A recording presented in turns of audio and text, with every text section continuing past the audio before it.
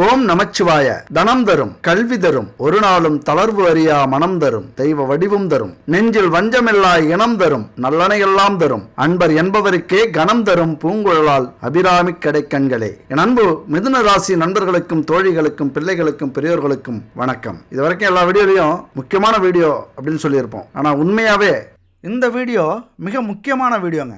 ஏன்னா அந்த 2026 நம்ம வாழ்க்கை மாறியாகணும், நம்ம சூழ்நிலை சரியாகணும், நம்ம கஷ்டங்கள் போகணும், நாமளும் கௌரவமாக 4 காசை பார்க்கணும், உறவுகளோட ஒரு கெத்தாக வாழணும் அப்படிங்கிறதான் எல்லாருடைய கனவும். அப்படி நாம் ஏதோ ஒரு இடத்துல இது வரைக்கும் அதெல்லாம் அடையாமல் மனம் போன போக்கில் விதி போன போக்கில் போயிட்டுருக்கோம். ஆனால் ஒரு உண்மையை நம்ம புரிஞ்சுக்கணும். நம்ம உடம்பு சரியில்லைன்னா எந்த டாக்டருக்கு போனால் சரியாகும் அப்படிங்கிறது நமக்கு நல்லா தெரியும். அந்த பிரச்சனைக்கு ஏற்ற மாதிரி நம்ம டாக்டர்கிட்ட போகிறோம். அதுபோல் நம்ம பிரச்சனையை தீர்க்கறதுக்கு எந்த கோவிலுக்கு போனால் சரியாகும், நம்ம ராசி கோவில் நட்சத்திர கோவில் எது அப்படின்னு தெரிஞ்சுக்கிட்டு போகிறீங்க அப்படின்னா அப்படியே அது சரியாகி நம்ம தலைவிதியவே மாற்றக்கூடிய ஒரு அற்புதம் அங்கே நடக்கும். அதனால் இந்த 2026 உங்கள் ராசிப்படி எந்த கோவிலுக்கு நீங்கள் போக போகிறீங்க.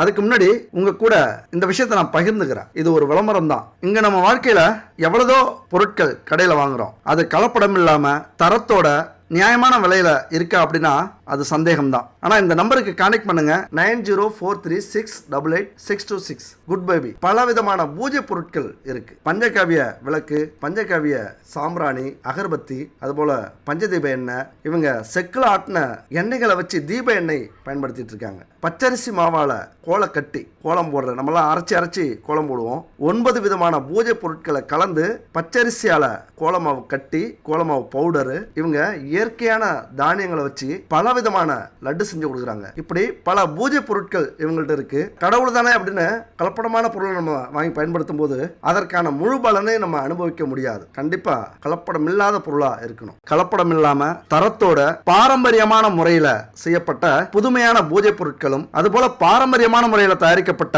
உணவுப் பொருட்களும் இவங்க செஞ்சு கொடுத்துக்கிட்டு இருக்காங்க. உங்களுக்கு நம்பிக்கை இருக்கும் பட்சத்தில் இவங்கள்ட்ட கான்டெக்ட் பண்ணி இந்த பொருளை வாங்கி பயன்படுத்தி பாருங்க. கண்டிப்பா உங்களை திருப்திப்படுத்தும். ராசிக்கு ஒரு நாயகன் இருக்காங்க, நட்சத்திரத்துக்கு ஒரு நாயகன் இருக்காங்க. அவங்களெல்லாம் ஒன்று சேர்த்து செயல்பட வைக்கக்கூடிய, மனிதர்களுக்கு நல்ல பலனை கொடுக்கக்கூடிய வல்லமை கோவில்களுக்கு மட்டுமே உண்டு.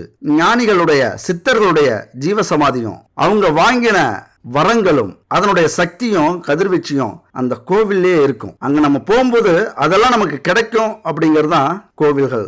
அந்த வகையில ஒவ்வொரு ராசி நண்பர்களும் தோழிகளும் என்ன குணத்தோட பிறப்பாங்க, என்ன குணத்தோட இருப்பாங்க, ஒவ்வொரு ராசிக்கும் ஒவ்வொரு விதமான இறை வழிபாடு உண்டு, ஒவ்வொரு விதமான அதிபதிகள் அதாவது தெய்வங்கள் உண்டு. எல்லாரையும் நம்ம போய் கும்பிட்டு இருக்க முடியாது. எல்லாரையும் கும்பிட்டாலும் அதற்கான பலன் கிடைக்கிறத விட நம்ம ராசிக்கான, நம்ம லக்னத்துக்கான, நம்ம நட்சத்திரத்துக்கான தெய்வங்களை கும்பிடும்போது, கோவில்களுக்கு போகும்போது அதனுடைய எனர்ஜி நமக்கு கண்டிப்பா கிடைக்கும். அதனுடைய கதிர்வீச்சு தாக்கம் நமக்கு கண்டிப்பா கிடைக்கும். அது நமக்கு வாழ்க்கையில முன்னேறதுக்கு ரொம்பவே உதவியா இருக்கும். அதனால ராசிகளுடைய ஆதிக்கம் எப்படி இருக்குமோ அது மாதிரி நட்சத்திரங்களுடைய ஆதிக்கத்தையும் நம்ம தெரிஞ்சுக்கணும். அது மாதிரி லக்னங்களுடைய ஆதிக்கத்தையும் நம்ம தெரிஞ்சுக்கணும். அப்ப தெரிஞ்சுக்கும் போது துல்லியமா நம்முடைய வாழ்க்கை எந்த காலகட்டத்தில் என்ன நடக்கும் வாழ்க்கைக்கு நல்லாவே தெரிஞ்சுக்கலாம். அந்த வகையில கோவில எப்படி முன்னோர்கள் நமக்கு கொடுத்தாங்களோ அது மாதிரி நட்சத்திரத்தின்படி என்ன கோவிலுக்கு நம்ம போகணும், எந்த தெய்வத்தை வணங்கணும், எந்த தெய்வத்துக்கு நம்ம விரதம் இருக்கணும், எந்த தெய்வத்தை நம்ம மந்திரம் சொல்லி பூஜிக்கணும், இதெல்லாமே நம்முடைய முன்னோர்கள் நமக்கு வரமா கொடுத்திருக்காங்க. இதுக்கு காரணம் என்ன? ஒவ்வொரு கிரகத்துக்கும், ஒவ்வொரு ராசிக்கும், ஒவ்வொரு நட்சத்திரத்துக்கும் நடக்கக்கூடிய பிரச்சனைகள் என்ன, இதை பொறுத்து தான் அந்தந்த கோவிலுக்கு, அந்தந்த பரிகாரத்தை நோக்கி, அந்தந்த தெய்வத்தை நோக்கி நம்ம போகணும் அப்படிங்கிற ஒரு சூட்சமம் இதுல இருக்கு. அது மட்டும் இல்ல, நம்ம ராசிக்கான அதிபதி யாரு, நம்ம நட்சத்திரத்துக்கான அதிபதி யாரு, நம்ம லக்னத்துக்கான அதிபதி யாரு, இதை வச்சுக்கிட்டு நம்ம ஷார்ப்பா நமக்கு தேவையான கோவிலுக்கு தெய்வத்தை கும்பிடும் போது, அந்த மந்திரத்தை உச்சரிக்கும் போது இன்னும் பலன்கள் பல மடங்கு அதிகரிக்கும். இன்னைக்கு பெரிய பெரிய கோடீஸ்வரர்கள், வாழ்க்கையில ஜெயிச்சவங்க, ஆன்மீகத்தோட வழியா மட்டும் இல்லாம தன்னுடைய ஜாதகத்துல ஜோதிடத்துல என்ன சொல்லியிருக்காங்க, எந்த கோவிலுக்கு எந்த தெய்வத்தை எந்த அதிபதியை எப்படி பரிகாரம் செய்யணும், இதை தெளிவா புரிஞ்சுக்கிட்டு தெரிஞ்சுக்கிட்டு போனதால தான் இன்னைக்கு வாழ்க்கையில ஜெயிச்சிருக்காங்க. இந்த ரகசியத்தை எல்லாருமே சொல்றது இல்லைங்க, இந்த சூட்சமத்தை எல்லாருமே புரிஞ்சுக்கிறது இல்லை. அதை தெளிவா இந்த வீடியோவில் நம்ம சொல்லியிருக்கோம். கண்டிப்பா உங்க வாழ்க்கையில ஜெயிக்கிறதுக்கு, உங்க தொழில வெற்றி பெறறதுக்கு, உங்க வேலையில பதவி உயர்வை அடையறதுக்கு, உங்க குடும்பத்துல செல்வங்களை சேர்க்கறதுக்கு, வாழ்க்கையில நிம்மதியவும் அமைதியவும் அடையறதுக்கு, அதாவது உங்கள் நட்சத்திரத்துக்கான ராசிக்கான லக்னத்துக்கான கோவிலுக்கு போங்க, தெய்வத்தை கும்பிடுங்க, உங்களது வாழ்க்கை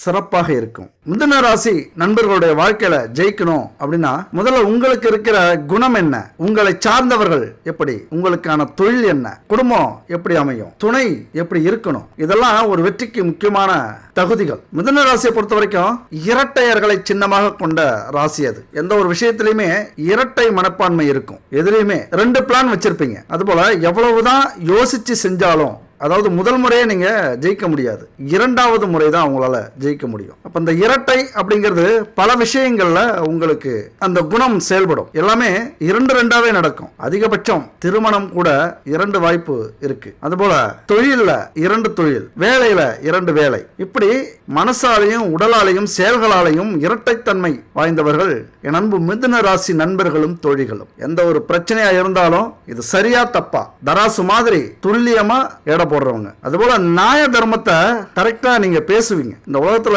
இருக்கிற எல்லாருமே நியாய தர்மம் பாக்குறாங்களா எந்த ஒரு விஷயத்திலுமே அப்படின்னா அதிகபட்சம் இல்ல அப்படின்னு தான் சொல்லணும். ஆனா மிதுன ராசியை பொறுத்த வரைக்கும் எதுக்குமே இது சரியா தப்பா, இது நியாயமா தர்மமா, இது அடுத்தவங்களுக்கு நல்லது செய்யுமா அல்லது கெட்டது செய்யுமா, இந்த உலகத்தையும் பிரபஞ்சத்தையும் கர்மாவையும் அற்புதமா புரிஞ்சுக்கிட்டவங்க மிதுன ராசி நண்பர்களும் தோழிகளும். ஆனா தயக்கம் அப்படிங்கிறது உங்களுக்கு எப்பொழுதுமே இருக்கும். பிறவியிலிருந்து கடைசி காலம் வரைக்கும் எப்பொழுதுமே இருக்கும். அது நல்லதாகவும் இருக்கும், அதே நேரத்தில் கெட்டதாகவும் இருக்கும். இந்த தயக்கத்தால பல விஷயங்களை நீங்க முயற்சி பண்ண மாட்டீங்க, பல விஷயங்களை இழந்திருப்பீங்க. பிறகு யோசிக்கிறது உண்டு, நம்ம ஒருவேளை முயற்சி பண்ணிருக்கலாமோ, தயங்காம செஞ்சிருக்கலாமோ அப்படின்னு யோசிச்சிருப்பீங்க. ஆனா தயங்காம செஞ்ச எந்த ஒரு காரியமும் உங்களுக்கு வெற்றி அடையும். அதுபோல யாராவது கேவலமா நினைச்சிருவாங்களோ, யாராவது இதை பார்த்து அவமானப்படுத்திடுவாங்களோ, யாராவது கேலி கிண்டல் பண்ணிடுவாங்களோ, அந்த உள்ளுணர்வு உங்களுக்கு இருந்துகிட்டே இருக்கும். குறிப்பா மிதுன லக்னம் மிதுன ராசி 2 பேருக்குமே இது மாதிரியான எண்ணங்கள் கண்டிப்பா உண்டு. யாரும் தப்பா நினைச்சிடக்கூடாது அப்படிங்கிற குறிக்கோள் அப்படிங்கிற எண்ணம் உங்களுக்கு இருந்துகிட்டே இருக்கும். முடிஞ்ச வரைக்கும்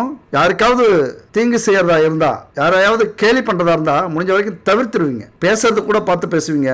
நடைமுறை எல்லாத்துலயுமே என்ன நினைச்சிருவாங்களோ அப்படிங்கிற பயத்துல பல விஷயங்கள்ல கொஞ்சம் தயங்குவீங்க. அது மட்டும் இல்லாம எல்லா வேலையும் இழுத்து போட்டு செய்வீங்க. அந்த விஷயத்துல மட்டும் உங்களுக்கு தயக்கமே இருக்காது. ஒரு ஆர்வம், எல்லா வேலையும் நமக்கு தெரியணும், எல்லாமே நம்ம செய்யணும், எல்லாமே நமக்கு தெரியும் அப்படிங்கிறதுல அதிக நம்பிக்கை கொண்டவர்கள் என் அன்பு மிதுன ராசி நண்பர்களும் தோழிகளும். அதே நேரத்துல யாரு வேணாலும் எவ்வளவு வேணாலும் பாராட்டுவாங்க. சரி பாராட்டுறாங்களே புகழ்றாங்களே அவங்கள அனுசரிச்சு போவோம் அப்படிங்கிறது மட்டும் உங்களுக்கு தெரியாது. இந்த காக்கா பிடிக்கிறது, புகழ்ந்து பேசி காரியம் சாதிக்கிறது, வேலை நடக்கணும்னா காலை பிடிக்கிறது, இதெல்லாம் சுத்தமா மிதுன ராசிக்கு பிடிக்காது. எதுவுமே டைரக்டா வெளிப்படுத்துவீங்க, கேட்டு அதை அடையறதுக்கு முயற்சி பண்ணுவீங்க. எப்படின்னா குடும்பத்திலையும் வேலை, தொழில், பதவி, சலுகைகள் இதெல்லாம் இதனாலே பல தடைகள் உங்களுக்கு ஏற்பட்டிருக்கும். பெரிய பெரிய பதவியெல்லாம் இழந்திருப்பீங்க, சலுகைகளை இழந்திருப்பீங்க. ஏன்னா அந்த ஒரு பிடிவாதம், நான் இப்படிதான், என்ன மாத்திக்க முடியாது, உனக்காக என்னுடைய குணத்தை மாத்திக்க முடியாது, நான் விரும்பி செய்யறேன் அப்படின்னு நினைக்கக்கூடியவர்கள் நீங்க. எப்போதுமே ஒரு செயல்ல 2 பலன்களை எதிர்பார்க்க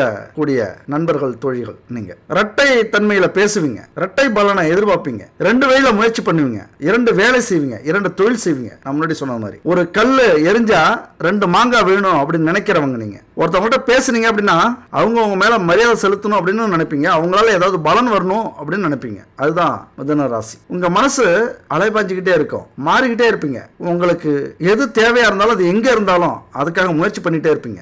ஒரே நேரத்துல பல வேலை, பல தொழில், பல செயல்கள், பல விஷயத்துல கவனம், இதெல்லாம் உங்களுக்கு இருக்கும். அது மட்டும் இல்ல, யாருக்காவது பிரச்சனை அப்படின்னா அதை தீர்த்து வைக்கிறதுல ரொம்ப ஆர்வமா இருப்பீங்க. எந்த பிரச்சனையா இருந்தாலும் உங்கள்கிட்ட வந்து சொல்லலாம். கண்டிப்பா ஒரு நியாயமான தீர்வை நீங்க சொல்லுவீங்க, முயற்சி பண்ணுவீங்க. அதுல உங்களுக்கு ரொம்ப இன்ட்ரெஸ்ட். வாக்குஸ்தானாதிபதி சந்திரன் உங்களுக்கு இருக்கிறதுனால வானத்துல நிகழற அந்த மாயாஜாலம் இருக்குல்ல, மின்மணி பூச்சிகள், அந்த மாதிரி உங்க மனசுல மாற்றங்கள் நிகழ்ந்தபடியே இருக்கும். எப்பொழுதும் ஒரு பிரம்மாண்டமா யோசிப்பீங்க. இதெல்லாம் நடக்குமா அப்படிங்கிறத பற்றிலாம் கவலைப்பட மாட்டீங்க. ஆனால் யோசிப்பீங்க, இதெல்லாம் நம்ம செய்யணும், நம்ம சாதிக்கணும், இதை நம்ம அடையணும், இந்த இடத்துக்கு போகணும், எவ்வளோ பெரிய வெற்றியை அடையணும், இந்த புகழ் வேணும், அதையெல்லாம் விட மனுஷனால் முடியாத விஷயங்களாக கூட யோசிக்கக்கூடிய எண்ணங்கள் உடையவர்கள் நீங்க. அதுபோல வாக்கு ஸ்தானாதிபதி சந்திரன் அந்த ஸ்தானத்துல செலவுகளையும் சேமிப்புகளையும் குறிக்கக்கூடியது அந்த ஸ்தானம். அதனால உங்கள்கிட்ட எவ்வளவு பணம் சம்பாதிச்சாலும் உங்களால சேமிக்க முடியாது. செலவு இருந்துகிட்டே இருக்கும், செலவு வந்துகிட்டே இருக்கும். செலவே இல்லைன்னாலும் யாராவது கேட்டா கொடுத்துருவீங்க. அது மாதிரி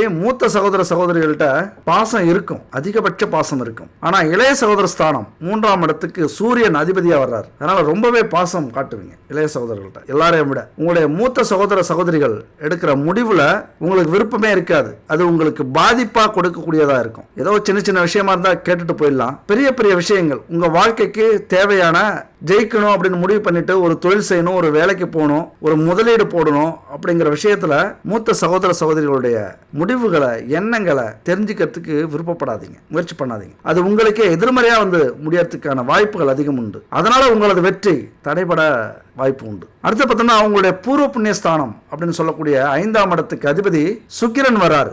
சுக்கிரன் உங்களுக்கு நல்லது செய்யக்கூடியவர். எப்போதுமே அவர் மேல ஒரு கண்ணு உங்களுக்கு இருக்கட்டும். அப்படி வச்சிருந்தீங்க அப்படின்னா அவருடைய அந்த காரகத்துவம், உல்லாச வாழ்க்கை, எல்லா செல்வங்களையும் அடையிறது, சொகுசான வாழ்க்கை வாழ்றது, தாம்பத்திய வாழ்க்கையில சுகம், இல்லற வாழ்க்கையில அதீத சுகம், காம வாழ்க்கையில ஒரு பெரிய திருப்தி உங்களுக்கு ஏற்படும். எப்பொழுதுமே அவர் மனசுல நினைச்சுக்குங்க. ஏன்னா இன்னைக்கு பொருளாதாரத்துல சிறப்பா இருக்கணும், உல்லாச வாழ்க்கை வாழணும், மாட மாளிகை வண்டி வாகனத்தோட வாழணும் அப்படின்னா அதுக்கு சுக்கிரனுடைய துணை வேணும். அவரை மீறி உங்களால எதுவும் பண்ண முடியாது. அப்ப அவரை வணங்குறதும், அவர் எங்கெல்லாம் இருக்காரோ அங்கெல்லாம் போய் வணங்குறதுக்கு பாருங்க.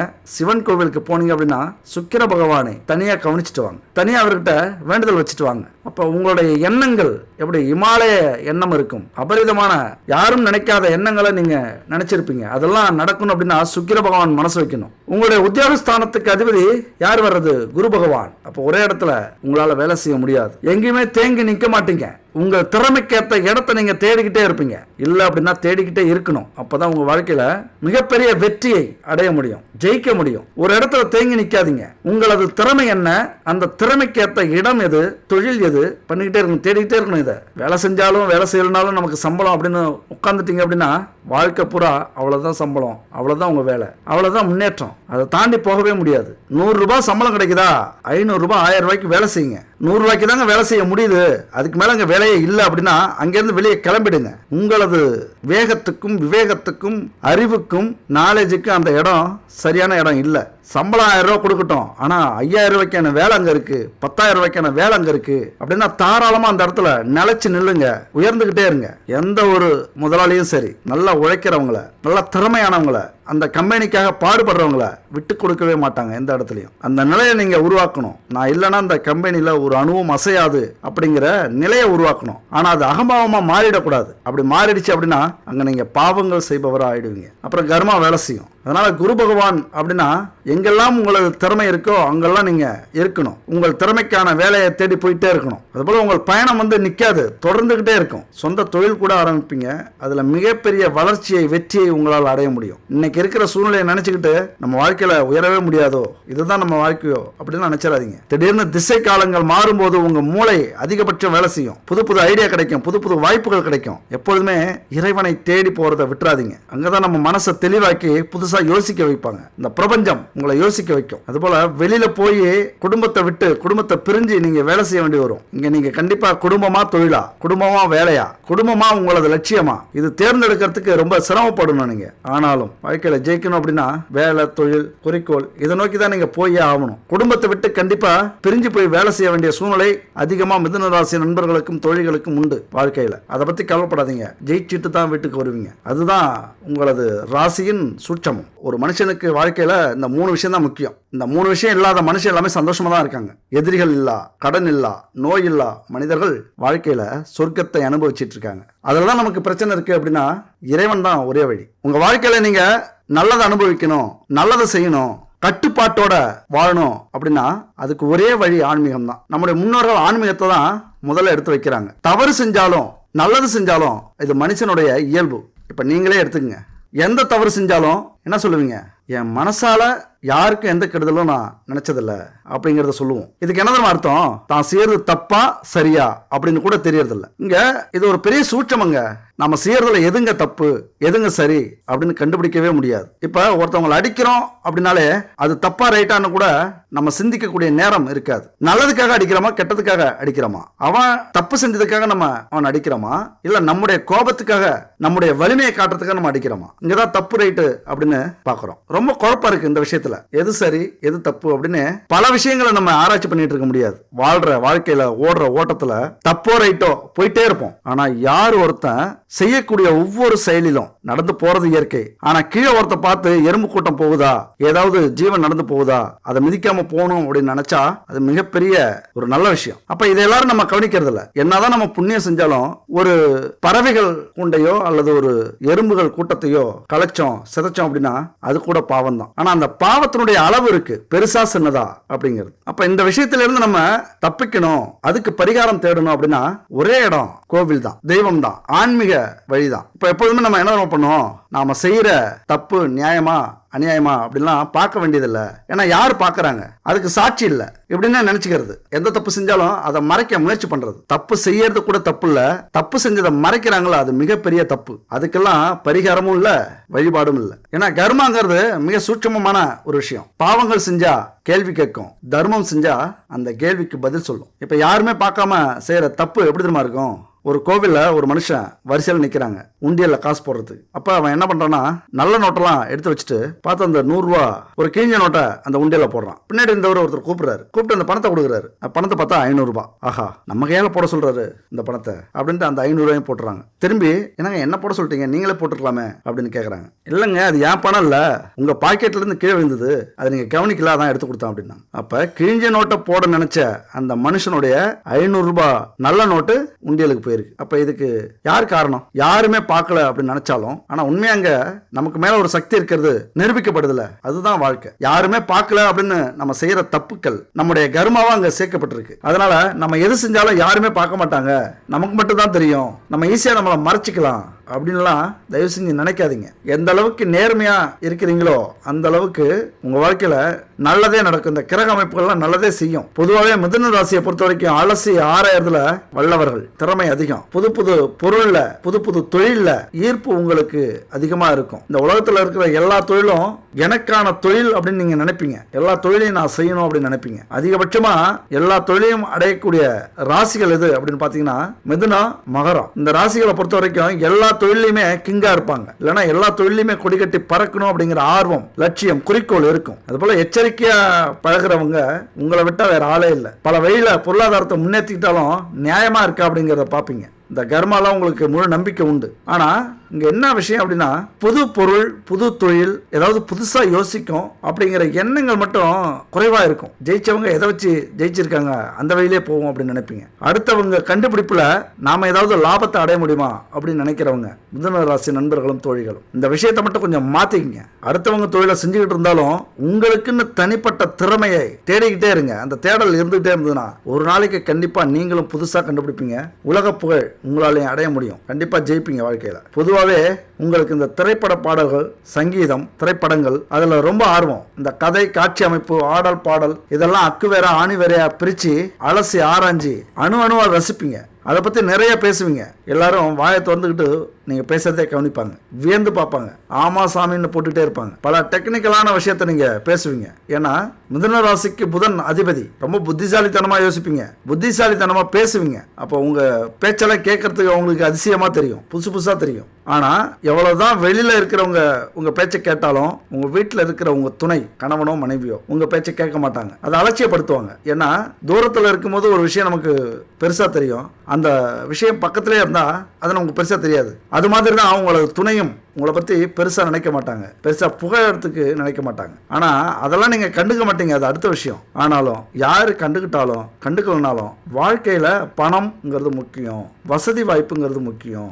அப்போ ஜெயிக்கிறது அப்படிங்கிறது ரொம்ப முக்கியம் அப்படிங்கிறத ஆழமாக புரிஞ்சுக்கிட்டவங்க நீங்கள். அதுதான் நிரந்தரமான நிம்மதியை தரும். பணங்கிறது ஒரு சின்ன பொருளாக இருக்கலாம், ஆனால் அந்த உலகத்தை அது வாங்கக்கூடிய வலிமை உடையது. அந்த நம்பிக்கை உங்களுக்கு எப்பொழுதுமே இருக்கும், அது உறுதியாக இருக்கும். உங்கள் ராசிக்கு பொருந்தாத ராசி எதுன்னு பார்த்தீங்கன்னா ரிஷபம், துலாம், மகரம். இதெல்லாம் உங்களுக்கு கொஞ்சமும் பொருந்தாத ராசி. இந்த ராசியில் உள்ளவங்களை கொஞ்சம் திருமணம் செஞ்சுக்கிட்டீங்க அப்படின்னா, அல்லது ஒரே வீட்டில் சேர்ந்து இருந்தீங்க அப்படின்னா சண்டை சச்சரவுகள், பிரச்சனைகள், பிரிவுகள் வந்துக்கிட்டு தான் இருக்கும். தனித்தனியாக தான் செயல்படுவீங்க, தனித்தனியாக வாழ்வீங்க. இன்னும் சொல்லப்போனால் 2 அடுப்பு, 2 பெட்ரூமு. இந்த விசுபடத்தில் சம்சாரம் அது மின்சாரத்தில் 2 கோடு போட்டிருப்பாங்க வீட்டுக்கு நடுவில். அந்த மாதிரி இவங்களை துணையாக வச்சுக்கிட்டீங்க அப்படின்னா கோடு போட்டு தான் வாழ்ந்தாகணும். ஆனால் மிதுன ராசியை பொறுத்த வரைக்கும் விவாகரத்து பெறது இல்லை பிரிஞ்சு வாழணும் அப்படிங்கிறதுலாம் விருப்பம் இருக்காது. அனுசரித்து போகணும். நம்ம குடும்ப கௌரவம் முக்கியம், நம்ம குழந்தைகளுடைய வாழ்க்கை முக்கியம். தப்பே செஞ்சாலும் மன்னிச்சு விடுறதுலையும் மிதுன ராசி, மிதுன லக்னக்காரர்களை விட யாருமே இங்க இருக்க முடியாது. துரோகியா இருந்தாலும் மன்னிச்சு விடுவாங்க, அனுசரிச்சு போவாங்க. ஒரே வீட்டில் இருந்தீங்கன்னா கோவப்பட மாட்டாங்க, மன்னிச்சு விட்டுருவாங்க, ஆனா பேச மாட்டாங்க. மன்னிப்பாங்களே தவிர எந்த துரோகத்தையும் மிதுன ராசிக்காரங்க மறக்க மாட்டாங்க. அதே நேரத்தில் பாசம், அன்பு வச்சுட்டாங்க அப்படின்னா நண்பர்களையோ, துணையோ, காதலன் காதலியையோ, கணவன் மனைவியையோ கொஞ்சம் சர்ப்ரைஸ் பண்றதுல கெட்டிக்காரர்கள். அசத்துவாங்க, வியக்க வைப்பாங்க. திடீர்னு ஒரு பொருளை பரிசா வாங்கி கொடுப்பாங்க, கவிதை எழுதுவாங்க, ஓவியம் வரைஞ்சி காட்டுவாங்க. எதிர்பாராம திடீர்னு வந்து நிற்பாங்க. உடனே ஒரு சுற்றுலாவுக்கு போவோம் அப்படின்னு கிளம்புவாங்க. இப்படி துணையை கொஞ்சம் ஆச்சரியப்படுத்துறதுல, அசத்துறதுல கெட்டிக்காரர்கள். அதனாலதான் ரொம்பவே பிடிக்கும் துணைக்கு. சுக்கிரனும் 5ல், சனி 9ல். இந்த 2 பேருமே பல வழியில நன்மை செய்ய காத்திருப்பாங்க, நல்லது செய்ய காத்திருப்பாங்க. அவங்க ரெடியா இருக்காங்க உங்களுக்கு நல்லது செய்ய. நீங்க தயாரா? உழைக்கிறதுக்கு, முயற்சி பண்றதுக்கு, தோல்வியை அடைஞ்சாலும் துவண்டு போகாம மீண்டு எழுந்து தொடர்றதுக்கு நீங்க தயாரா? உங்களை பொறுத்த வரைக்கும் உழைப்பின் மூலியமாகத்தான் செல்வத்தை அடைய முடியும், செல்வ சீமானாக மாற முடியும். ஆண்டியா இருந்தாலும் கஷ்டப்படுங்க, உழையுங்க, விடாத முயற்சி பண்ணிட்டே இருங்க. அவமானம் வரும், தோல்விகள் வரும், இழப்புகள் வரும். முயற்சி பண்ணி போயிட்டே இருந்தீங்க அப்படின்னா செல்வ சீமானாக, கோடீஸ்வரனாக, வாழ்க்கையில புகழ் அடைஞ்சவர்களாக நீங்க வருவீங்க. மிதுன ராசியை பொறுத்த வரைக்கும் இந்த உலகத்துல கோடீஸ்வரராக வரக்கூடிய தகுதி இருக்கு, அந்த கிரக அமைப்புகளும் இருக்கு. ஏன்னா சுக்கிரன் யாரு? உல்லாசத்துக்கு அதிபதி, உலக சுகங்களுக்கு அதிபதி. சனி யாரு? கருமாவுக்கு ஏற்றது மாதிரி அள்ளி கொடுக்கிறவர்.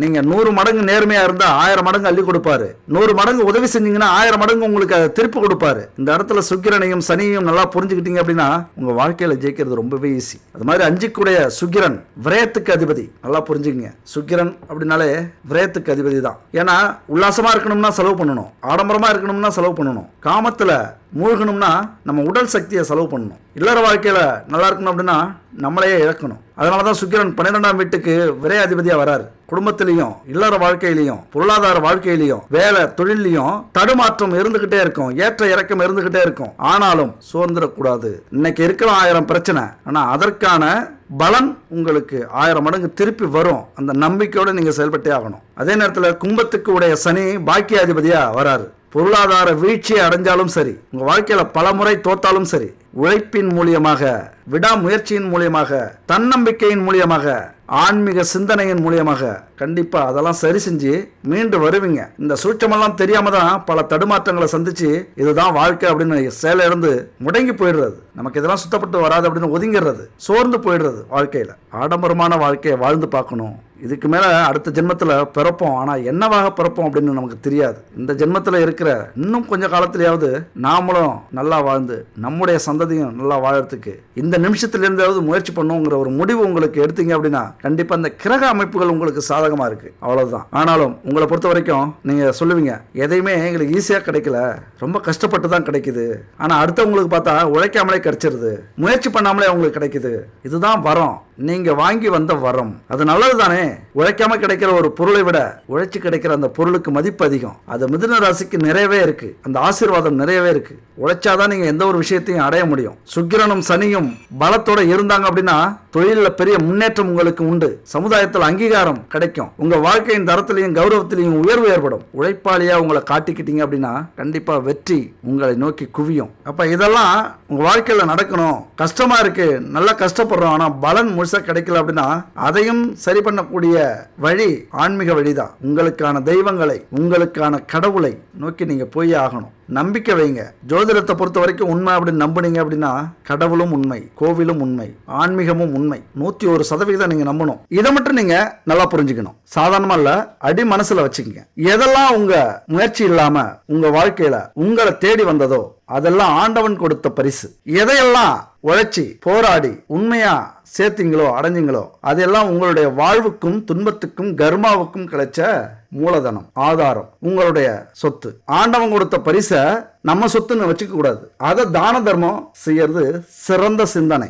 தான தர்மம் செய்யறதுக்கு புண்ணியம் வேணும், அதெல்லாம் கொடுத்து வச்சிருக்கணும். அப்படி ஒரு வாய்ப்பு நமக்கு கிடைச்சிருக்கு, அதை நம்ம தான தர்மம் செஞ்சிருவோம் அப்படின்னு செஞ்சிடணும். நம்ம போராடி நேர்மையா சம்பாரிச்ச சொத்தை பத்திரப்படுத்தி வச்சுக்கணும். அதை கண்ணாப்பின்னான்னு செலவு பண்ணக்கூடாது. ஆடம்பரமா வாழலாம், உல்லாசமா வாழலாம், அதே நேரத்தில் சிந்திச்சு செயல்படுத்தணும். அந்த சொத்தை நீங்க என்ன வேணாலும் செய்யலாம். சொத்துக்கள் சேர்ந்துகிட்டே தான் இருக்கும். எவ்வளவு செலவு பண்ணாலும் அந்த சொத்து உங்களுக்கு சேர்ந்து கொண்டே இருக்கும். வாழ்க்கை ஒரு வட்டம் மாதிரி உங்களை தான் சுத்தி சுத்தி வரும். யாராலையும் அழிக்க முடியாது, அதை யாராலையும் கெடுக்க முடியாது. அந்த சொத்து உங்களை மட்டும் இல்ல, நேர்மையா உண்மையா உழைச்சி கிடைக்கக்கூடிய சொத்து 7 தலைமுறைக்கும் கூடவே வரும். அதனால எல்லாருமே இப்படிதான் நேர்மையா உழைச்சி போராடி சம்பாதிக்கிறாங்களா, முன்னேறாங்களா அப்படின்னா இங்கதான் கர்மா நம்முடைய வாழ்க்கையில முன்னாடி வந்து நிக்குது. கடந்த கால கர்மா எப்படியோ, நாம வாழ்ந்த வாழ்க்கை எப்படியோ, நாம என்ன விதைச்சோமோ அதுதான் இந்த ஜென்மத்துல இந்த வாழ்க்கையில வந்து அமையும். அதனால நம்முடைய செயல்கள் நல்லதை செய்யணும், நல்லதை கொடுக்கக்கூடியதா இருக்கணும், 4 பேருக்கு உதவியா இருக்கணும். அதுக்கு என்ன பண்ணணும்? முதல்ல இறைவன் மேல நம்பிக்கை வைக்கணும், அன்பை செலுத்தணும். இரண்டாவது, எந்த ஒரு பாவ செயலும் செய்யறதுக்கு முன்னாடி சிந்திக்கணும், பயப்படணும். இது எப்போதுமே நமக்கு திரும்பி கிடைக்கக்கூடிய பாவங்கள். அதனால நம்ம வாழ்ற வாழ்க்கையில ஒழுக்கத்துல சிறந்து யார் எங்க கொண்டு போய் விட்டாலும், எந்த கெட்ட விஷயத்துல சேர்த்து விட்டாலும் நம்முடைய புத்திக்கு வெளில வந்துடணும். இதுதான் இனிமே நடக்கக்கூடிய கர்மாவுக்கு நாம செய்யக்கூடிய நல்ல விஷயங்கள். நமக்கு இனிமே நல்லது நடக்கணும் அப்படின்னா ஒவ்வொரு நிமிஷமும் பார்த்து பார்த்து நடக்கணும். அப்ப இது மாதிரியான விஷயங்களை கடைபிடிச்சோம் அப்படின்னா புதிய பாவங்களை சேர்த்துக்காம பழைய பாவங்களுக்கு நம்ம அனுபவிக்க ஆரம்பிச்சோம் அப்படின்னா சீக்கிரம் அதை அனுபவிச்சு முடிச்சிடலாம். புதிய கர்மவனையை நம்ம சேர்த்துக்க கூடாது. அப்ப இந்த நிமிஷத்துல இருந்து நீங்க முடிவு பண்ணணும். வாழ்க்கையில ஜெயிக்கணும், செல்வங்களை சேர்க்கணும், அந்த செல்வம் 7 தலைமுறைக்கு நிலைச்சு நிற்கணும் அப்படின்னா நேர்மை, உண்மையான உழைப்பு, 4 பேருக்கு உதவி, இந்த 3 மட்டும் கடைபிடிச்சிங்க. அது கூடவே ஆன்மீக சிந்தனை. ஏன் இது 3க்குள்ளார வராது அப்படின்னா அது பொதுவாகவே எல்லா விஷயத்திலையுமே இருக்கணும். அப்பதான் அங்க ஒரு திருப்தி கிடைக்கும் நமக்கு. அதனால கடவுள் மேல அன்பு, மரியாதை, நம்பிக்கை இதெல்லாம் வச்சு பாவ செயலை தவிர்த்தோம், ஒழுக்கமா வாழ்க்கையில வாழ்ந்தோம் அப்படின்னா நம்மளை யாராலையும் தடுக்க முடியாது, நம்ம ஜெயிக்கிறத யாராலையும் கெடுக்க முடியாது. இதெல்லாம் கடைபிடிக்கணும் அப்படின்னா கடவுள் மேல பக்தி இருக்கணும். அந்த பக்தியை நமக்கு உதவி செய்யும். இந்த கர்மாவுடைய பிடியில சிக்கி இதுதான் தலைவிதி அப்படின்னு கஷ்டப்படாம துன்பப்படாம இந்த விதியவும் இந்த கர்மாவையும் நம்ம நீக்கலாம். நாமளும் நம்ம வாழ்க்கையில ஜெயிக்கலாம். நமக்கான வாய்ப்பும் இன்னும் 100% இருக்கு, கொஞ்சம் கூட குறையல அப்படின்னு நம்பிக்கை இருக்கும்போது கண்டிப்பா உங்க வாழ்க்கையில ஜெயிப்பீங்க. அதுக்குதான் இந்த ஆன்மீக சிந்தனை நம்ம வாழ்க்கையில மிக மிக முக்கியம். இந்த ஜோதிட சாஸ்திரத்துல சொல்லி இருக்கிறது வழிபாட்டு முறைகள் ரொம்ப முக்கியமானது. நம்ம தலையெழுத்த கண்ணாப்னான்னு ஆண்டவன் எழுதி வச்சிருந்தாலும், பிரம்மன் எழுதி வச்சிருந்தாலும் அதை ஒருமுகப்படுத்துறதுக்கு இறைவனே நமக்கு புத்தியவும் கொடுத்திருக்கார், மதியவும் கொடுத்திருக்கார். அதனால அந்த நம்பிக்கையோட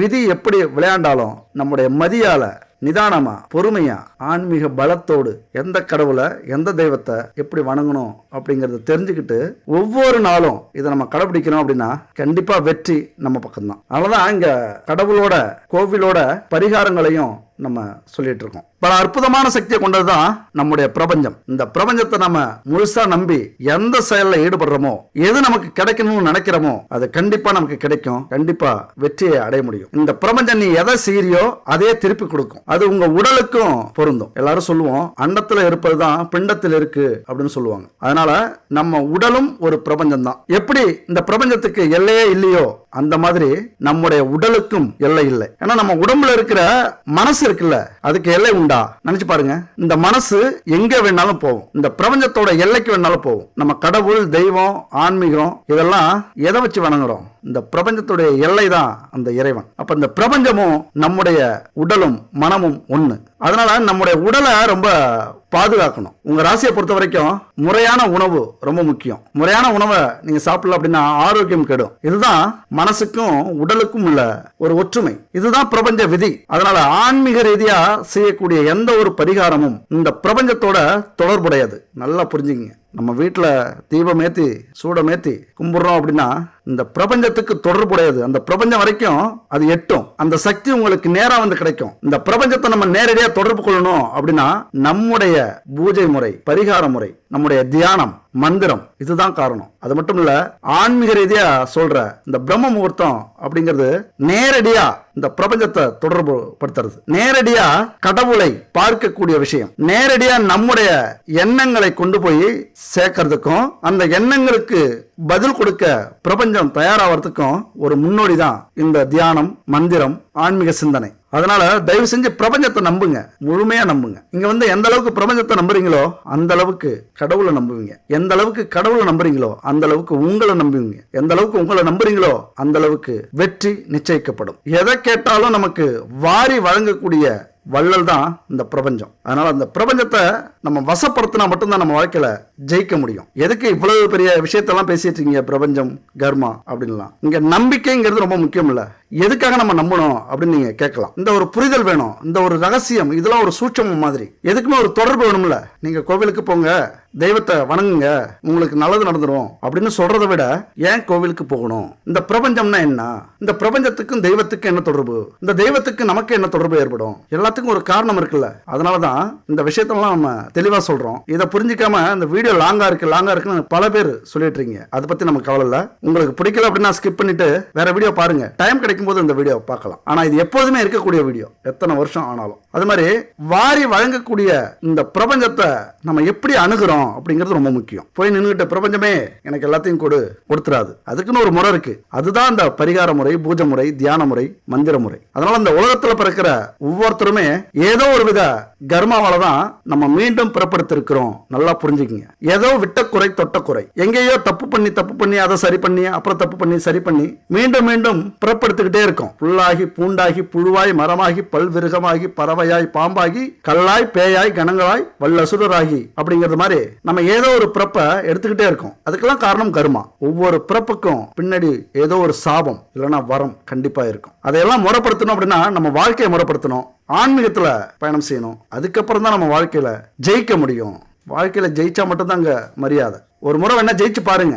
இந்த உலகம் எப்படி உங்களை மதிக்குது அப்படின்னு நீங்க அப்புறம் தான் தெரியும். ஜெயிச்சவங்களுக்கு தான் தெரியும் இது ஒரு சொர்க்கம் அப்படின்னு நினைப்பீங்க. எந்த அளவுக்கு வாழ்க்கையில இந்த பிறவியை ஏண்டா பிறந்தோம் அப்படின்னு வெறுக்கிறீங்களோ அந்த அளவுக்கு விரும்புவீங்க. எத்தனை பிறவி எடுத்தாலும் எப்படி நம்ம பிறக்கணும் அப்படின்னு நினைப்பீங்க. அதெல்லாம் சாத்தியமாக்கக்கூடிய வலிமை இந்த ஆன்மீகத்துக்கு மட்டும்தான் உண்டு, இந்த ஜோதிடத்துக்கு மட்டும்தான் உண்டு. உங்க ராசிக்கு என்ன கோவில் தெளிவா நீங்க தெரிஞ்சுக்கணும். அதனால இந்த பூமியில ஏன் நாம வந்தோம், எதுக்கு பிறந்தோம் அப்படிங்கிற சூட்சமத்தெல்லாம் ஓரளவுக்கு புரிஞ்சுக்கிறவங்க தன்னை சார்ந்தவங்கள்ட்ட அதிக நட்போட இல்லைன்னாலும் மதிப்பாங்க. எதுவும் பிரச்சனை வந்துடக்கூடாது, கசப்பு வந்துடக்கூடாது அப்படின்னு பார்த்துப்பீங்க. ஆனா எதையுமே வியாபார நோக்கத்தோட நமக்கு இதனால இது கிடைக்குமா, இப்ப இவங்கள்ட்ட பேசுறதுனால இது கிடைக்குமா, இவங்களுக்கு இதை செய்யறதுனால இது கிடைக்குமா, இப்படி சுயநலம் கொஞ்சம் இருக்கும். அதனால பல பேரை நீங்க இழந்திருப்பீங்க. உங்க கூட இருக்கிறதுக்கே கொஞ்சம் பயப்படுவாங்க.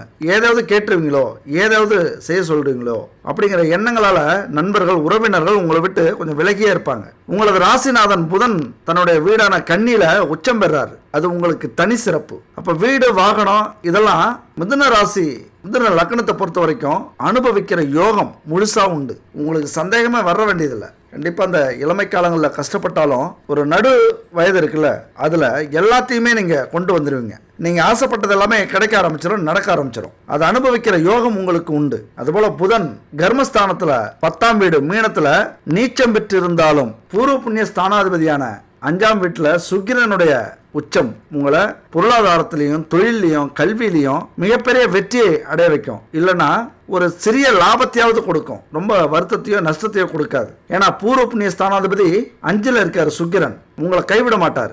அதே நேரத்தில் 5ஆம் பாவாதிபதி சுக்கிரனுடைய வீடு துலாம் ராசியில பாக்கியாதிபதி சனி உச்சம் பெற்று இருக்கிறார். நல்லா புரிஞ்சுக்கணும். அப்ப சனி உச்சம் பெற்று இருந்தால் என்ன செய்யும் அப்படின்னா தொழில்துறையிலையும் வேலையிலையும் உங்களுக்கு இழப்பை ஏற்படுத்தாது, சங்கடத்தை ஏற்படுத்தாது. நீங்க நினைச்ச காரியத்தை செஞ்சு முடிக்கும். அடுத்தடுத்த கிரகங்கள் வேணா உங்களுக்கு பிரச்சனையை கொடுக்கலாம், போராட்டத்தை கொடுக்கலாம், சிக்கல்களை கொடுக்கலாம், அவமானத்தை கொடுக்கலாம், உங்களை தோல்வி அடைய வைக்கலாம். ஆனாலும் நீங்க விழுந்து போகாம சோர்ந்து போகாம உங்களை மீண்டும் மீண்டும் முயற்சிக்க வைக்கிற பாக்கியாதிபதி சனி துலாம் ராசியில உச்சம் பெறுகிறார். அப்ப அந்த லட்சியமும் குறிக்கோளும் உங்களுக்கு இருந்துகிட்டே இருக்கும். 2ஆம் இடத்துல கடகம் இருக்கு, அதனுடைய அதிபதி சந்திரன் 12ல உச்சம் பெறும் ராசியா வரதுனால சில நேரங்கள்ல எல்லாரையும் நம்பி மோசம் போயிடுவீங்க. நல்லா வளர்ந்து வர நேரத்துல ஏமாந்துருவீங்க, துரோகம் பண்ணிடுவாங்க. துரோகத்தையும் இழக்கக்கூடிய அந்த தன்மையையும் சந்திக்க வாய்ப்பு அதிகமா இருக்கு. அதனால யாரையுமே நம்புங்க, முடிவை நீங்க எடுங்க. எப்போதுமே உங்களை மாதிரி 2 ஆப்ஷன் வச்சுக்கோங்க. இது இல்லைன்னா இது 2 ஆப்ஷன் வச்சுக்கும் போது தான் உங்களால் அந்த துரோகத்தையும் ஏமாற்றத்தையும் பெருசா எடுத்துக்கிறதுக்கான வாய்ப்பு வராது. அலட்சியப்படுத்திட்டு போயிட்டே இருப்பீங்க உங்க பாதையில. அதுபோல உங்க வாழ்க்கையில சனியின் பங்கு ரொம்ப முக்கியமானது. அடுத்து பார்த்தோம்னா ஆன்மக்காரகன் சூரியன் 3க்கு அதிபதியா வராரு, 3ஆம் இடத்துக்கு அதிபதியா சிம்ம ராசிக்கு அதிபதியா வராரு. அதனால சூரியன் உங்களுக்கு கெடுதல் பண்ண மாட்டாரு. ஆனா அதே நேரம் சூரியன் துலாம் ராசியில நீச்சம் பெற்று இருக்கிறதுனால தொழிலையும் பொருளாதாரத்திலையும் செல்வாக்கு குறையக்கூடிய மன அமைதியை இழக்கக்கூடிய வாய்ப்புகளும் உருவாகும். இதெல்லாம் ஒரு தராசு மாதிரி தான். ஒரு தராசுல நல்லதாவே இருக்கும், ஒரு தராசுல கெட்டதாவே இருக்கும். ஒரு தராசுல நம்ம வாழ்க்கைக்கு தேவையான அத்தனையும் கிடைக்க வைக்கும், இன்னொரு தராசுல கிடைச்ச எல்லாத்தையும் புடுங்கிறதுக்கு ரெடியா இருக்கும். அதுதான் மனுஷ வாழ்க்கை. இதை நம்ம புரிஞ்சிக்காம தான் இவ்வளவு கஷ்டப்படுறோம். இதை புரிஞ்சிக்காதவங்க தான் ஏழையாவே இருக்காங்க. இதை புரிஞ்சுக்கிட்டவங்க இன்னைக்கு கோடீஸ்வரராக இருக்காங்க. அப்போ வாழ்க்கைங்கிறது மேடு பள்ளம் வந்துக்கிட்டு தான் இருக்கும். ஒவ்வொரு பள்ளத்துலையும் விழும்போதும் அந்த பள்ளத்திலேருந்து மேட்டுக்கு எழும்போதும் நம்ம பாடத்தை கற்றுக்கணும். அப்போ கற்றுக்கும் போது தான் அடுத்த பள்ளத்தில் எப்படி வேணும், எப்படி எழுந்திருக்கணும் அப்படி தெரிஞ்சுக்கும் போது அதுவே தொடர்கதையாக வரும்போது ஈஸியாக கடந்து போயிட்டே இருக்கலாம். இங்கே தோல்வியே வந்தாலும் பாடத்தை கற்றுக்கிறது தான் மிக முக்கியமான ஒரு சூட்சமம். அப்போ இங்கே பாடத்தை கற்றுக்க முடியல, இழந்துக்கிட்டே இருக்கீங்க, கஷ்டப்பட்டுக்கிட்டே இருக்கீங்கன்னா அங்கே தான் ஆன்மீகம் முன்னாடி நிற்கிது. வேற வழியே இல்லை, நம்பித்தான் ஆகணும். மிதுனம் இரட்டை ராசி. அப்போ ராசி அதிபதி புதனா வர்றதுனால எப்போதுமே பெருமாள் கோவிலுக்கு நீங்கள் போயிட்டு வர்றது நல்லது. எங்கெல்லாம் பெருமாள் கோவில் பிரபலமாக இருக்குதோ அங்கெல்லாம் போயிட்டு வாங்க. அதுலேயும் ஒரே தளத்தில் இரட்டை பெருமாள் இருக்கக்கூடிய தளமாக இருந்துன்னா ரொம்ப விசேஷம். அப்படி இரட்டை பெருமாள் எங்கே இருக்கார் அப்படின்னு பார்த்தீங்கன்னா திருத்துளைவில்லி மங்கலத்தில் இருக்கார். திருநெல்வேலியிலிருந்து 25 கிலோமீட்டர் தூரத்தில் இந்த திருத்துளைவில்லி மங்கலம் இருக்கு. 108 திவ்ய தேசங்கள்ல 2 திவ்ய தேசங்கள் பக்கத்தில் இருக்கு. அதனால கண்டிப்பா உங்க வாழ்க்கையில ஒரு முறையாவது, இல்லைன்னா ரொம்ப கஷ்டப்படுறீங்க மீள முடியல அப்படின்னா இந்த இடத்துக்கு போயிட்டு வாங்க. மிதுன ராசி மிதுன லக்ன நண்பர்கள் 2 பேருமே உங்க வாழ்க்கையில கண்டிப்பா போயிட்டு வாங்க. உங்கள் கர்மாவுக்கான கோவில் இது. உங்களை ஜெயிக்க வைக்க முயற்சி பண்ற காத்திருக்கிற கோவில் இது. இந்த காலகட்டத்தில் கண்டிப்பாக இந்த பெருமாள் நினச்சிருப்பார் நீங்கள் வரணும் அப்படின்னு. அவர் நினைக்காம உங்களால் போகவே முடியாது. ஏன்னா சில நேரத்தில் நமக்கு விருப்பம் இருக்காது, சில நேரத்தில் நம்பிக்கை இருக்காது, சில நேரத்தில் நேரம் இருக்காது, வாய்ப்பு இருக்காது, அலட்சியப்படுத்துவோம். அதையெல்லாம் தாண்டி அவர் நினைக்கும் போது தான் உங்களுக்கு அந்த எண்ணங்களும் சூழ்நிலையும் அமையும். இப்போ அமைஞ்சது அப்படின்னா கண்டிப்பாக இந்த கோவிலுக்கு போயிட்டு வாங்க. அது மட்டும் இல்லை, திருப்பதிக்கு போயிட்டு வரலாம். கண்டிப்பாக மிதுன ராசிக்கான ஒரு கோவில், மிதுன லக்னத்துக்கான ஒரு கோவில் திருப்பதி கோவில். அடுத்து பார்த்தோம்னா நட்சத்திரம் மிருகசீரிஷம் நட்சத்திரத்தில் 3, 4ஆம் பாதங்களை சேர்ந்த நண்பர்கள் தோழிகள் திருவல்லிக்கேணி பார்த்தசாரதி பெருமாளை போய் வணங்கிட்டு வாங்க. உங்க வாழ்க்கையில ஜெயிக்க வைக்க காத்துட்டு இருக்காரு. அடுத்தது திருவாதிரை நட்சத்திரம் சிதம்பரம் கோவிலுக்கு போயிட்டு வாங்க, கண்டிப்பா நல்லதே நடக்கும். அடுத்து பார்த்தோம்னா புனர்பூசம் 1, 2, 3ஆம் பாதங்கள் கடலூர் மாவட்டத்தில் இருக்கிற விருதாச்சலத்துல சேலம் போற வழியில ஒரு 3 கிலோமீட்டர் தூரத்தில் இருக்கு. மணவாளன் நல்லூர் இருக்கிற குளஞ்சியப்பர் கோவிலுக்கு போயிட்டு வாங்க. அற்புதமான வாழ்க்கையை உங்களுக்கு கொடுப்பார். நீங்க என்ன நினைச்சிட்டு போறீங்களோ அப்படியே அது நடக்கும். விருதாச்சலத்தில் போயிட்டு அங்கே கேளுங்க, ஈஸியா பாதை சொல்லுவாங்க. ஒரே பாதை தான். அப்ப இந்த கோவிலுக்கெல்லாம் வாழ்க்கையில ஒரு முறையாவது நீங்க போயிட்டு வந்துட்டீங்க அப்படின்னா அதுக்கப்புறம் உங்களுக்கு கஷ்டம் இருக்கவே இருக்காது. ஆனா அந்த ஒரு முறை இந்த தெய்வங்கள்லாம் நினைக்கணும், நீங்க வரணும் அப்படின்னு நினைக்கணும். அதனால எப்போதுமே தயாரா இருங்க, அந்த வாய்ப்புக்காக தயாரா இருங்க. போயிட்டு வாங்க. வாய்ப்பு கிடைச்சதுன்னா கண்டிப்பா உங்க வாழ்க்கையில மிகப்பெரிய மாற்றத்தை அது ஏற்படுத்தும்.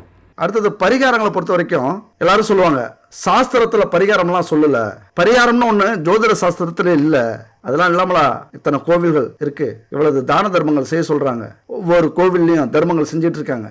கண்டிப்பா பரிகாரங்கள் இருக்கு. ஜோசியக்காரங்களே நிறைய பேர் பரிகாரங்கள் இல்லை அப்படின்னு சொல்லிட்டு இருக்காங்க. இதுதான் ரொம்ப ஆச்சரியமா இருக்கு. கண்டிப்பா பரிகாரங்கள் அப்படிங்கிறது இல்லாம எதுவுமே இல்லை. ஆனா பரிகாரமா நம்ம என்ன செய்யணும் அப்படிங்கறதா முக்கியம். ஒரு கஷ்டம் வருது அப்படின்னா அதுக்கு ஈடான பரிகாரங்கள் செய்யும் போதுதான் அதுக்கு பரிகாரமா அமையும். கஷ்டங்கள் பலமா இருக்கு, துன்பங்கள் பலமா இருக்கு, அதை போக்குறது ஈஸியா ஒரு பரிகாரத்தை எடுத்துக்கிட்டோம் அப்படின்னா அது தப்பா போயிடும், அந்த பரிகாரம் பலிக்காது. இந்த விஷயத்தை தான் நீங்க புரிஞ்சுக்கணும். நோயின்னு இருந்தா அதுக்கு மருந்து அப்படிங்கிறது கண்டிப்பா உண்டு, இல்லாமலா இருக்கும். ஆனா எந்த மருந்து அப்படிங்கிறது தான் பரிகாரத்துல மிக முக்கியமானது. இங்கேயும் சில முக்கியமான விஷயம் உண்டு.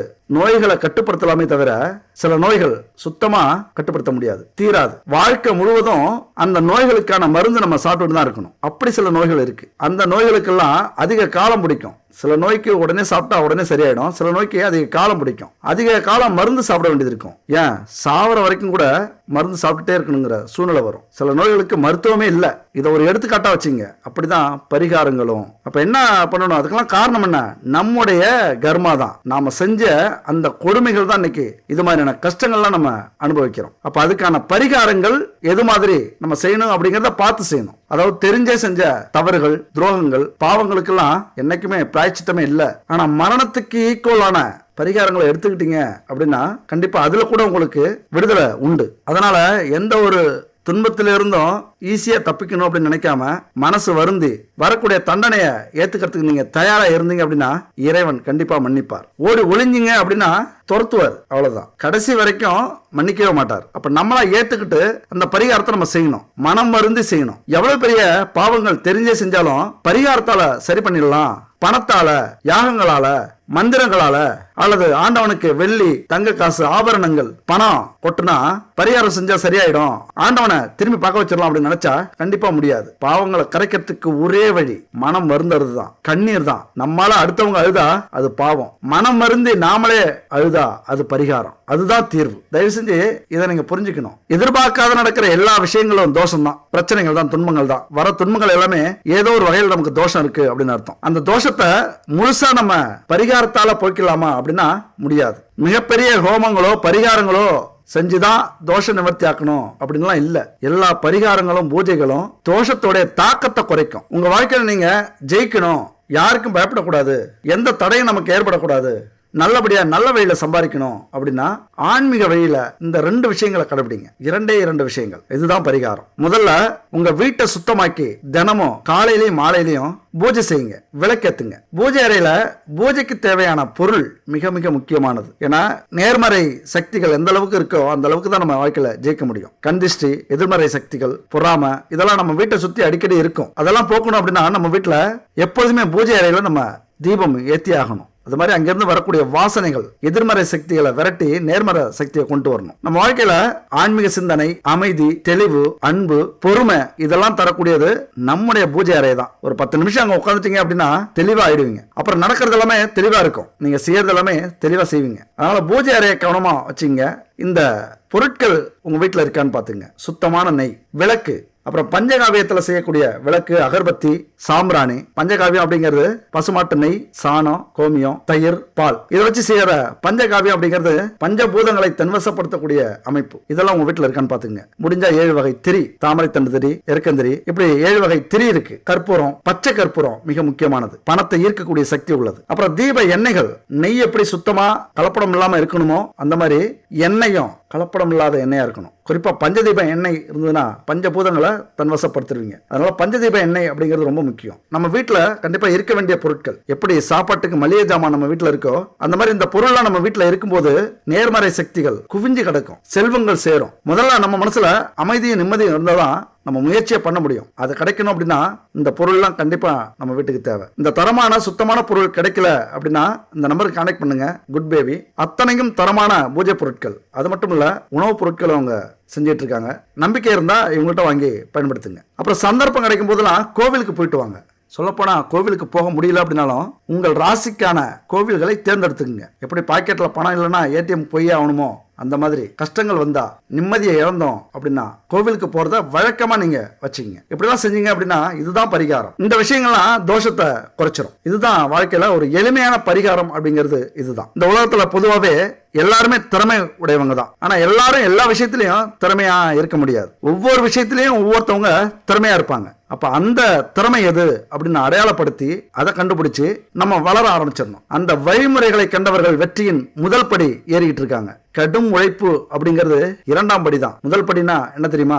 100 பேர் பிடிச்சு இழுத்தாலும், 1000 பேர் தடுத்தாலும், 1,00,000 பேர் உன்னால முடியாது, அதுக்கெல்லாம் நீ சரிப்பட்டு வர மாட்டேன்னு சொன்னாலும் என்னுடைய கனவை நிஜமாக்க, வாழ்க்கையில ஜெயிக்க என்னால மட்டும்தான் முடியும்னு எல்லாரையும் வரிசையில நிக்க வச்சுட்டு முதல் படி ஏறாம பாரு. அந்த முதல் படி தான் தன்னம்பிக்கை.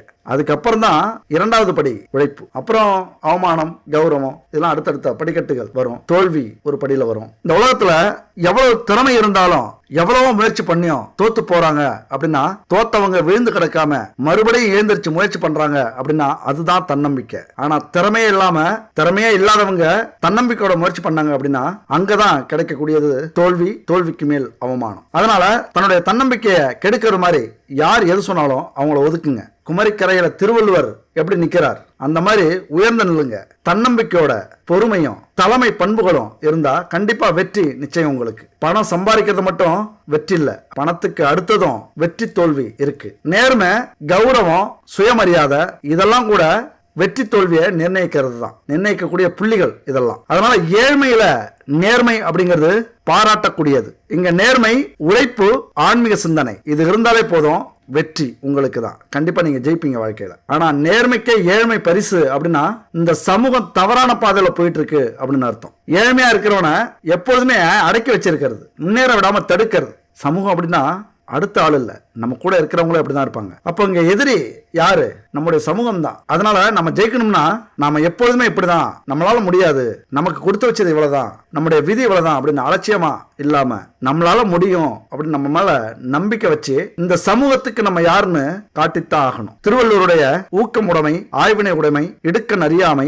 வினைத்திற்பம் இதெல்லாம் சொல்லக்கூடியது அப்படின்னா, துன்பங்கள் வரும்போது மனம் தளராமல் நகைத்து ஒதுக்குங்க. துன்பங்களை கடப்பதற்கு அதனை விட சிறந்த வழி எதுவுமே இல்ல.